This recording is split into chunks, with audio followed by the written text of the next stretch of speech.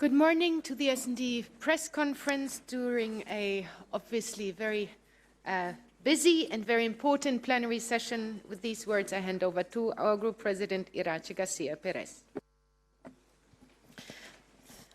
Good morning and thank you everybody for to be here. Es verdad, como... That is true. I'm sure that you can all agree that this is an extremely important week and an important plenary sitting. Months have gone by now since the beginning of the legislative period, and the European Parliament has done its job in assessing the proposal for the College of Commissioners, and then the hearings took place, and now the time has come to make a final decision in electing the College of Commissioners. Now, on this subject, I wanted to just state that our political group this afternoon will make a decision. That will be an official decision following a debate that we will have in the group. Obviously, we have had the chance to debate the subject over the course of recent weeks, but this afternoon we will be taking the final and official position on the subject. What I did want to share with you this morning was what my position is on the subject. I believe that we are going to have the most progressive European Commission of recent years, and it is the one that is as close to gender parity as ever has been in the European Commission College. One that has also established policies that are essential to our political group and family. Europe needs to transform. The citizenship sent us a very strong message during the European elections. Europe must change. That means that we are going to have to be prepared, meaning also that we are going to need a proactive European Commission, one that establishes very clearly policy proposals that are fundamental and puts them on the table. Over the course of the months to come, that we can affirm very much that the Socialists and Democrats group has been able to really steer and mark the political agenda of the incoming European Commission, and we did this over the course of recent months. Now, if we go back over what the major compromises and commitments have been of the President-elect von der Leyen, when she came to the plenary in July, she came forth with her guidelines and her proposals. We went back over all of those aspects, and we saw that she has come to agree to many things that are commitments that the Socialists and Democrats wanted. The New Green Deal is something that shows precisely that Europe needs to take a leadership role in fighting climate change around the world. And it also shows strongly that we need to change the European economic system, guaranteeing the upholding of environmental protection, all the while making sure that we are upholding social rights as well. And that energy transition is something that was a key for our political group for the agenda of the incoming Commission. The Green Deal with our Vice President, Timmermans, who will be spearheading that aspect, and we know that he will do that very well indeed. When it comes also to other aspects that will be addressed by the European Commission, we know that there are going to be Social Democrat commissioners that will be holding big portfolios. We have 9 commissioners in the college. The High Representative, the Green Deal, employment, social rights, equality, cohesion policy. These are the big subjects that Europe needs now, and we have been able to feed in very much to the thought process on how those policies should be designed from our political group. Now, there are other aspects, including the changes to the names of the portfolios. Now, some people think that is just a cosmetic change, but it is not at all, and we've been able to work on that directly with the President-elect. You all know as well the controversy that surrounded the subject of Mr. Skinas's portfolio when it came to protecting the European way of life. I think that that was something that the general public actually felt strongly enough about, that there was a broad debate on this subject, and we can understand very much through that debate exactly what the European way of life is, or more precisely. And it what we were able to flesh out was defending those fundamental values of the European Union, so equality.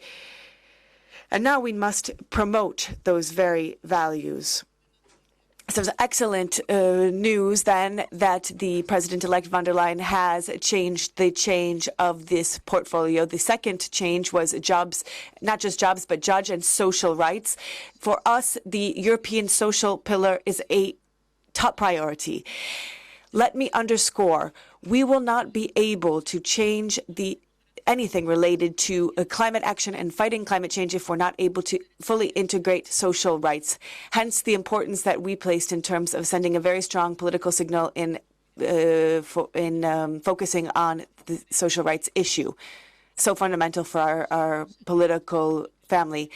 Thanks to our work, we have been able to really make sure that our Commission is more progressive, that it is more in line with what Europe needs now, and that we are going to have the opportunity to begin to roll up our sleeves and get some work. So there was a real necessity, I think, to show that our efforts now lead to the next phase. We're going to begin work with the new incoming Commission, and we are fully prepared to do our part. And of course, we'll see how things go this afternoon in the group meeting and during the discussion. But I am quite sure that our political group's position is very much going to be in line with the work that we have carried out, the leadership that we have carried out during the course of these negotiations and everything that we have been focused on. Of course, once the final decision has been made, I would be happy to, and I will inform you of the decision that the group has made. In addition to this, when it comes to the other issues on the agenda that I'd like to draw your attention to, and I did want to just quickly run through them with you before we take questions from the floor. Well, there is the resolution on and declaring a climate emergency. I believe that this is an important subject as well, and I hope that we will be able to garner the majority here in this European Parliament on one of the most important subjects that we have currently. And our negotiators are working very much on that. We'll be able to, over the course of the day and tomorrow, to understand better what the course and outcome of those negotiations are. But we do believe that this is absolutely fundamental for our political group, and we'll take a strong position thereon. And we know that climate change is a priority. We have to reduce CO2 emissions. We know that this is no longer just a question of whether or not we want to do this. We absolutely have to do this, and the Parliament must state that clearly. We'll also have a debate on foreign interference in electoral campaigns. Our political group also will place extreme importance on this, and we have been very active on that subject. We continue to work on that as well, and our Parliament will continue to work very much on that subject. And then, of course, there is the resolution on the European Union accession to the Istanbul Convention. Yesterday, there was a debate on the subject in the plenary, and I was a part of that debate. I think it is of utmost importance to send a strong signal to our citizens and to the women specifically, stating that our political group considers equality and fighting gender-based violence a priority, especially at this time when we have so many messages that are emerging from various political groups that would rather deny this, stating that gender-based violence does not exist, and that sheds too much uncertainty on women and on the victims. Thus, the need for a strong message. We must ratify the Istanbul Convention so that it can spawn action to fight gender-based violence. Europe wants to be proud of what it is doing political, but we cannot feel proud of anything we are doing if women continue to be murdered in situations of gender-based violence. Your questions, we start here on the right, please. Thank you very much. It's Gergely Illich from Azonnali from Hungary. My first question would be that you talked about climate emergency situation in the EU, and there's a huge environmental cost of maintaining the Strasbourg seat of the European Parliament. Would your group support abolishing it in the face of the environmental costs it causes?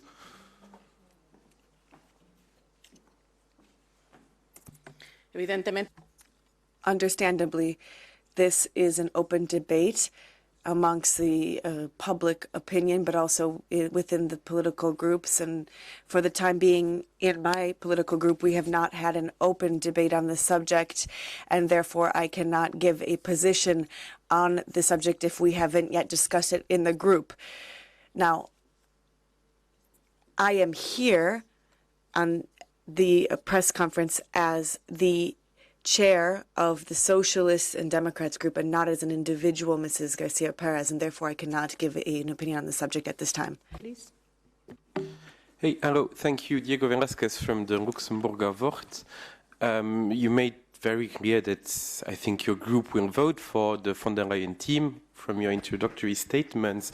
And in this context, I wanted to ask you how you will explain to your voters why the progressives will say yes to a commission that includes in the team with Dubravka Suica, a woman with very conservative views when it comes to equality, gender rights, and she will be in charge of the portfolio of demography and democracy, and how you can explain that you will say yes to a commission where an ally of Viktor Orban, whose track record at home is very consensual, will be in charge of the enlargement portfolio and to exporting our values in the EU neighborhood. Thank you.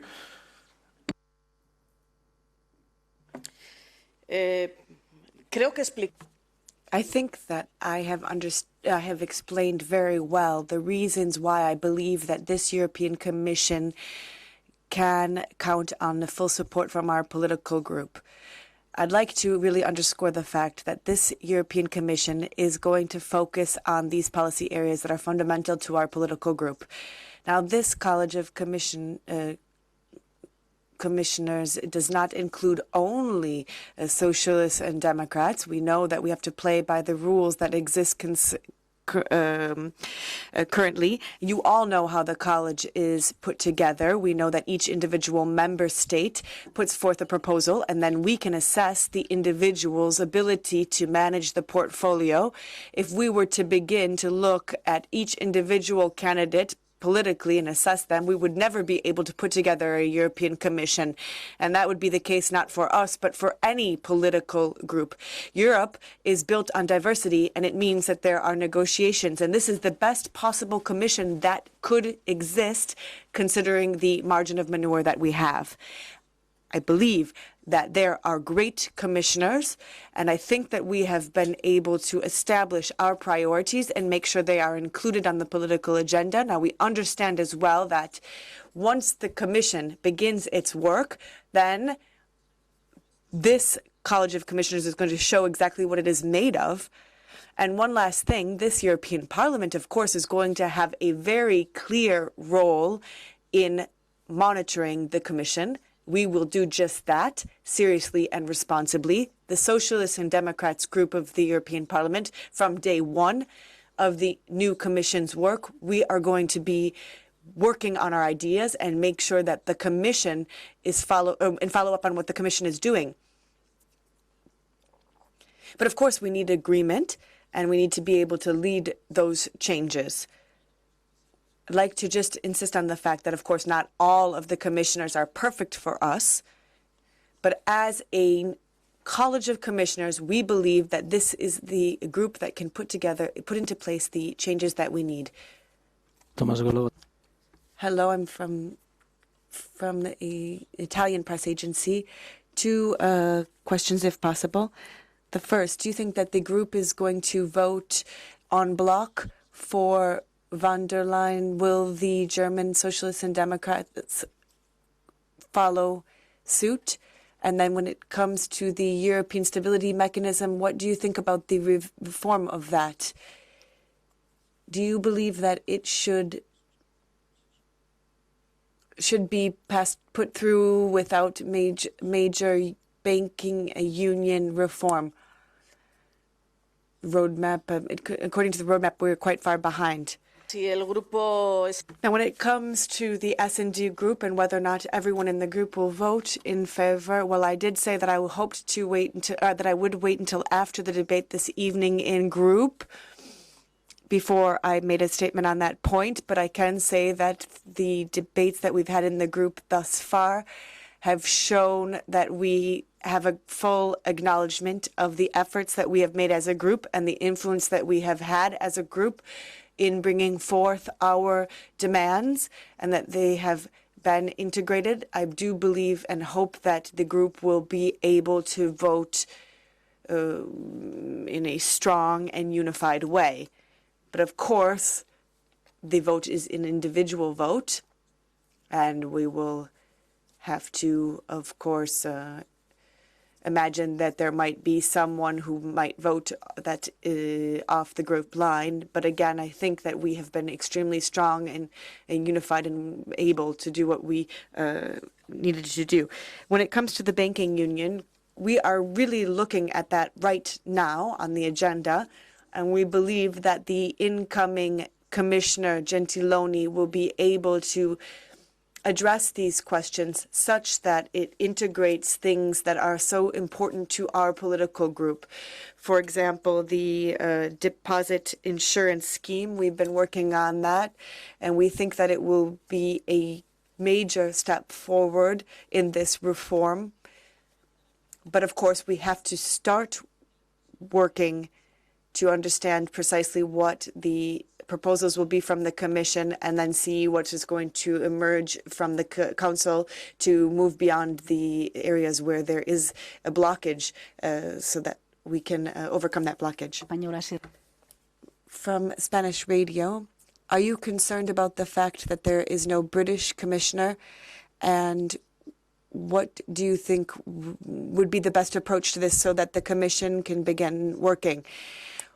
Well, I would be most concerned if the fact that there is no British commissioner actually prevents the Commission from beginning its work. And so we are working very much to avoid just that. The negotiation of the Brexit agreement, much has been done to make sure that this would be effectuated so that there would be as few problems as possible in the EU and in the UK. But I would be concerned if we weren't able to have a commission in place as the 1st of December because there is no British commissioner. Therefore, I'm sure that we are going to be able to solve this issue fully. And I understand that the Commission is prepared to begin its work on the 1st of December. And that's what we need to do, is to begin the work. Okay, there was one more question here. Oui, Madame la Présidente. Yes, thank you. According to the information that we have, the European Union is funding Turkish projects in the occupied area of Kurdistan in Syria. The EU is funding projects for Turkey, despite the opposition of the firm opposition to this. What do you think about that particular issue? We will look at that carefully, and then we will react in the best way possible based on our analysis, but I don't have that information at this time. If there are some sort of elements that means that our group needs to have a specific reaction, we will do just that when the time is right. Ones are waiting. I wish you all a good week. Thank you, Iratxe García.